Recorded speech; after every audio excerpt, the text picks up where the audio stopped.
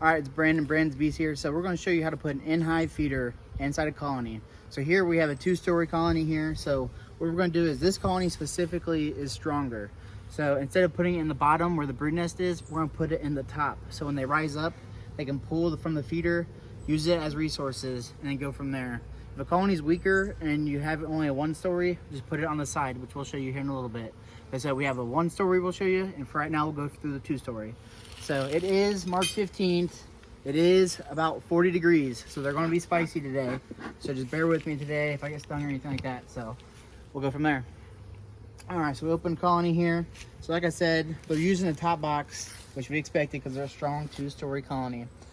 Now, again, if you have a weaker 2-story colony, you might want to put it in the bottom box so they can pull straight from the resources. But this example, we're going to use a strong 2-story here. So if I like to look on top of the frames and see what they're utilizing and what they're not. So they look like they're more utilizing this left side. So we're going to pull frames out from this right side. So I pull the resources to the left. We're going to take the shim off here. As they propylized it, they're not going to be happy with me tonight with it being cold that I'm unpropylizing everything they've done. But that's okay. Because the reason we're doing this, not a big reason, is because during the day it's getting to the 50s, and at nighttime it's still getting in the 20s and 30s. But with it being in the 50s or 40s, they might not fly as much. So the whole point of this, giving them a feeder, is if we give them a feeder, they can pull from it within the hive.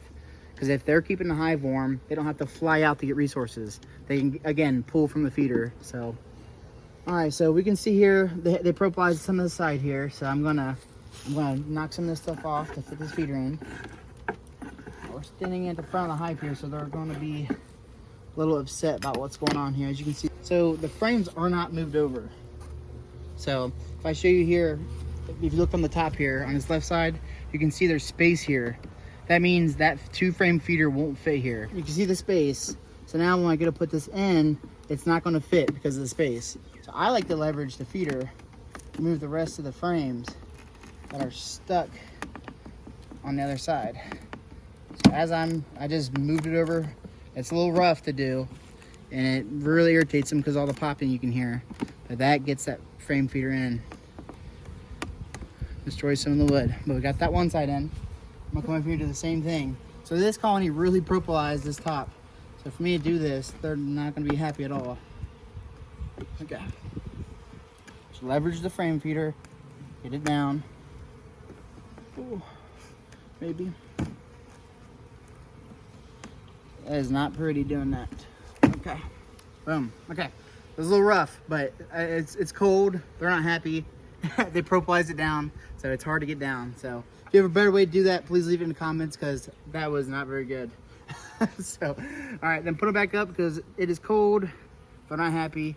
That's a 2-story frame insertion. If you have any questions, leave a comment. If you have a better way to do it, I can't move them because it's all propylized in the top. If you have a better way to get it over, let me know. But we'll go over here and look at a 1-story colony.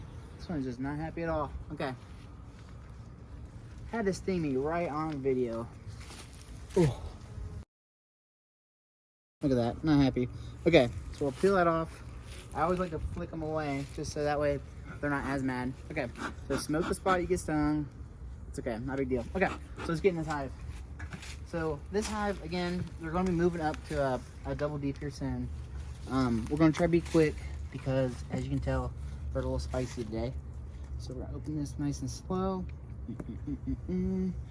Alright, as you can tell, they're doing good. Now, I went ahead and put extra fondant on these girls because they were so strong I didn't know how quick they would go through this.